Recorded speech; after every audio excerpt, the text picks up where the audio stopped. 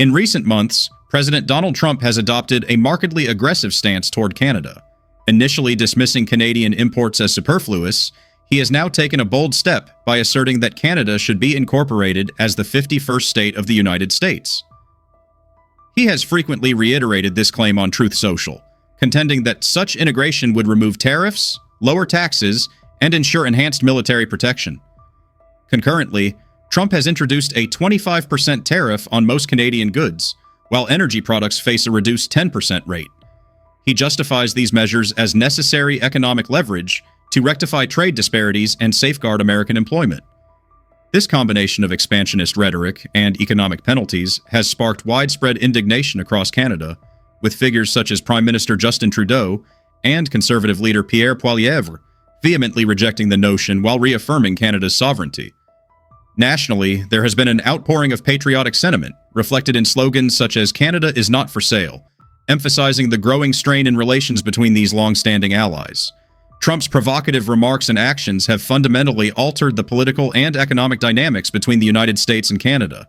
He has taken direct jabs at Canadian leadership, referring to Prime Minister Trudeau as Governor Trudeau, and proposing that Canada be relegated to a subordinate position within the U.S. Federation. These statements have further exacerbated an already looming trade conflict, with additional tariffs being considered. The escalating situation has spurred a nationwide movement in Canada, aimed at strengthening domestic industries and asserting economic independence. The repercussions have been swift, extending from grocery store aisles to corporate boardrooms, where Canadians are actively reducing their reliance on U.S. goods and reassessing long-standing economic ties. Trump's remarks go beyond mere verbal provocations. They form part of a broader strategy to exert economic pressure on Canada. By signaling his intent to maintain and even escalate tariffs on Canadian imports, he has cast uncertainty over a trade partnership valued in the hundreds of billions of dollars. On February 26th, he confirmed that the tariffs would remain in place indefinitely, with the possibility of expanding them to additional products, including those that have historically benefited from cross-border commerce. The consumer response in Canada has been both immediate and significant. Grocery stores are prominently displaying Shop Canadian signs, directing consumers toward locally sourced products. Reports indicate that American produce is increasingly being left on shelves, as homegrown fruits, vegetables, and meats take center stage. A recent survey suggests that 85% of Canadians are now committed to replacing U.S. goods with domestic alternatives, a trend driven not only by economic pragmatism, but also by a deep-rooted sense of national identity and defiance. Beyond perishable goods, Canadians are closely scrutinizing every aspect of their consumption habits. Take Ellen Bessner, a securities litigator based in Toronto, who has methodically examined her home for any lingering American-made items. Her effort extends beyond groceries to personal care products like makeup removers and even pet food for her dog. Her experience, widely shared on social media, reflects a larger grassroots movement sweeping the country. Across various cities, households are meticulously scanning their pantries, bathrooms, and garages, determined to rid their homes of U.S. products. This phenomenon is not limited to isolated individuals. It is gaining momentum nationwide, leading to noticeable shifts in purchasing behavior. Retailers are observing a heightened demand for products that proudly bear the Made in Canada label, reshaping consumer identity and reinforcing economic patriotism. Technology is playing a key role in supporting the movement to prioritize Canadian goods. Digital tools, such as the Buy Beaver app, are empowering consumers by instantly identifying product origins. Created by a Montreal-based engineer, this app utilizes barcode scanning technology to verify whether an item is Canadian-made. Its popularity has surged, with 35,000 downloads recorded within just 2 weeks, highlighting the intersection of technological innovation and nationalistic sentiment. In addition to this app, various digital platforms and social media networks are being leveraged to promote Canadian products, offer consumer reviews, and provide guidance on avoiding American imports. These online resources are not only simplifying shopping decisions, but also fostering a collective sense of unity among consumers, further embedding digital empowerment into the movement's foundation.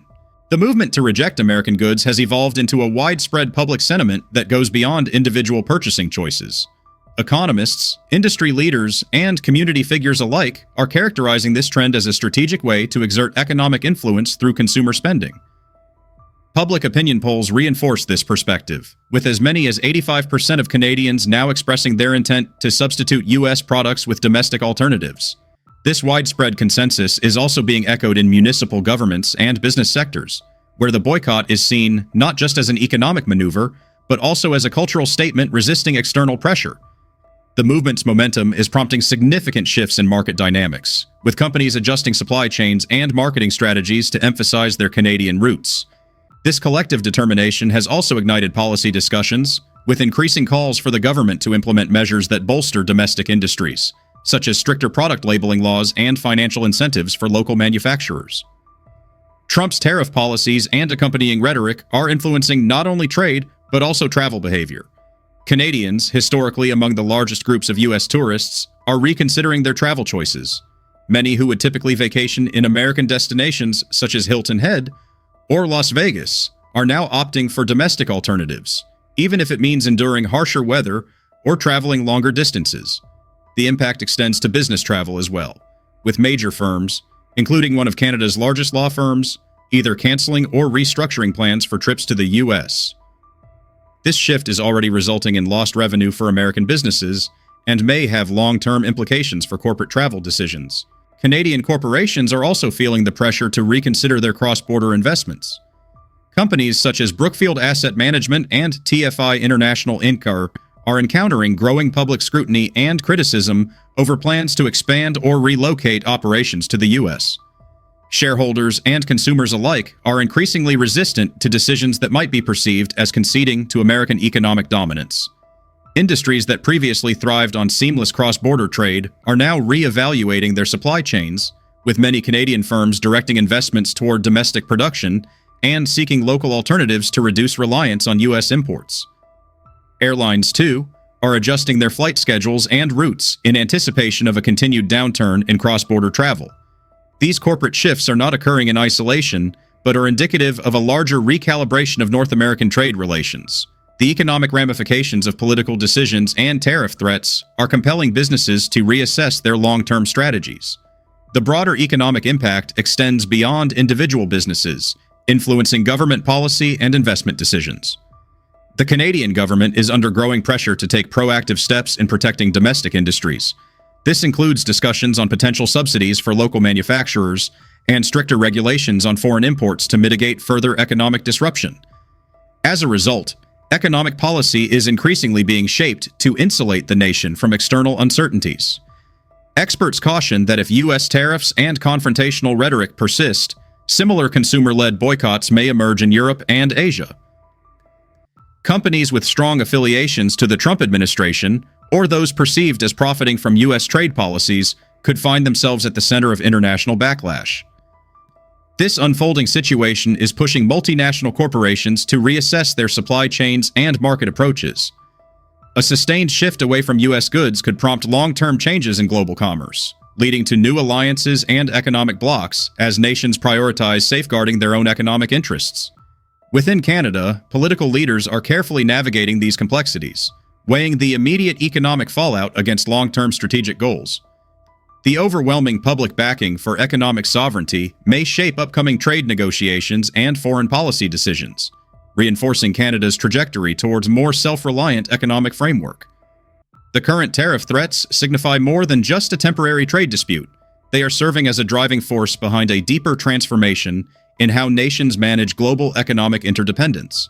The United States and Canada share more than the world's longest undefended border.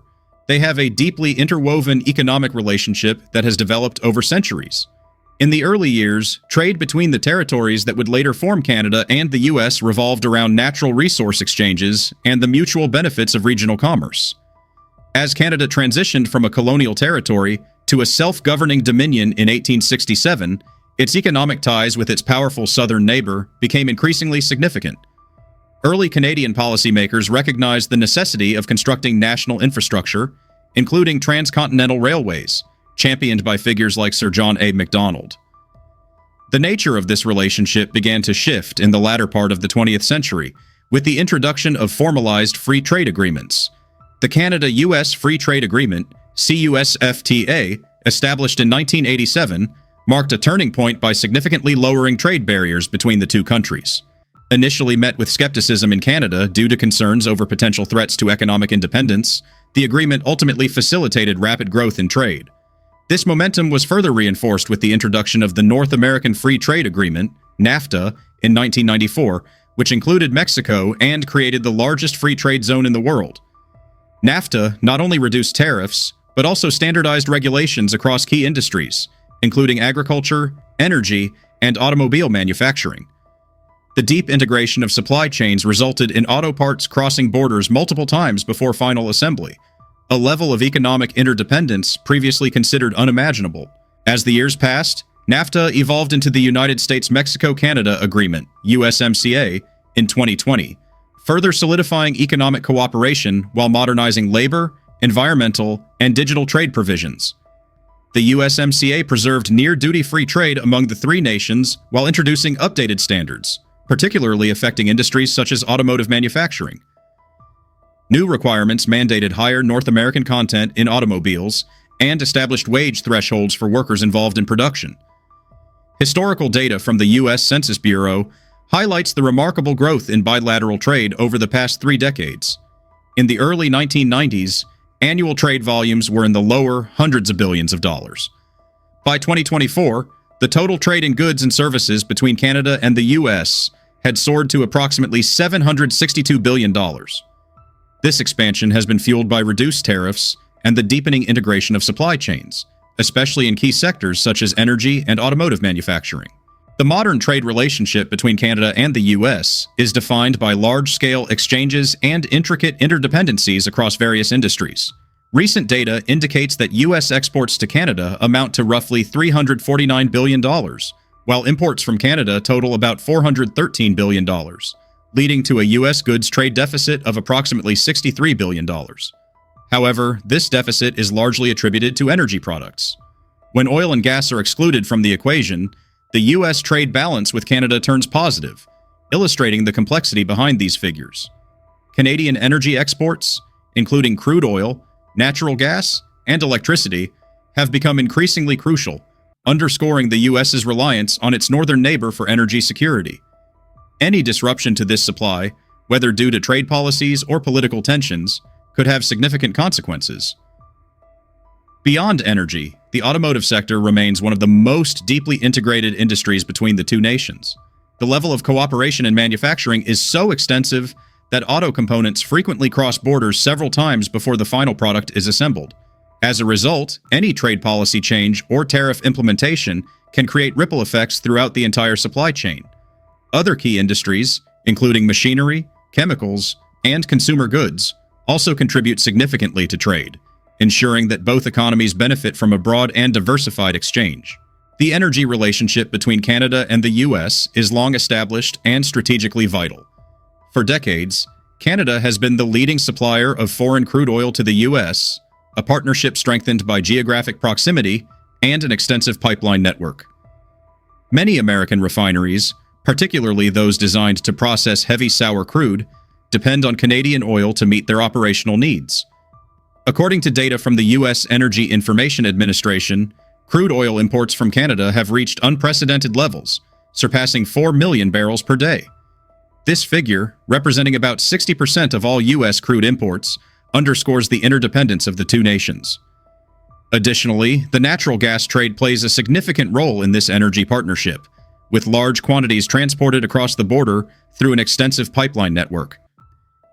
Despite increasing domestic production in the U.S., the steady and cost-effective supply of Canadian natural gas remains crucial for American markets, particularly in regions where infrastructure is optimized for cross-border energy flow.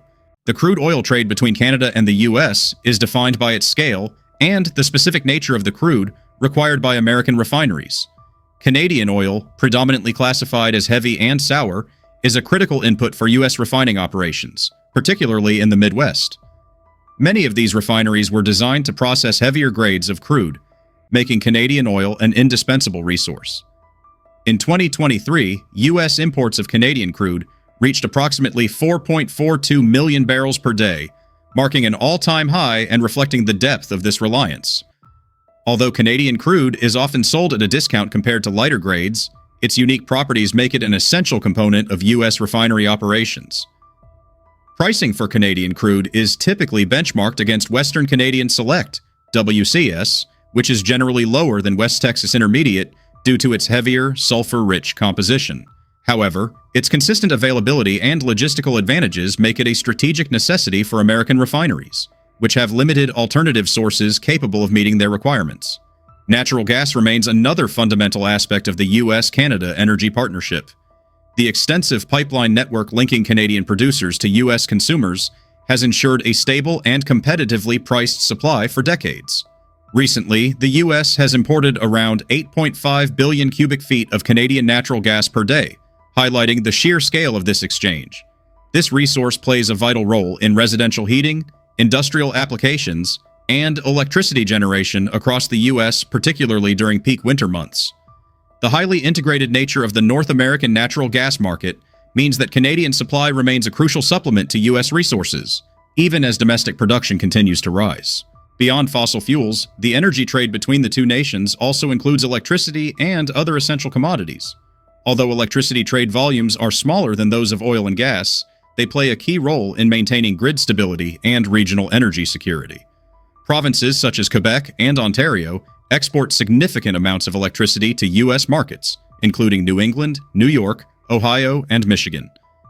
These cross-border energy flows help balance supply and demand, particularly during periods of extreme weather or unexpected disruptions in domestic power generation.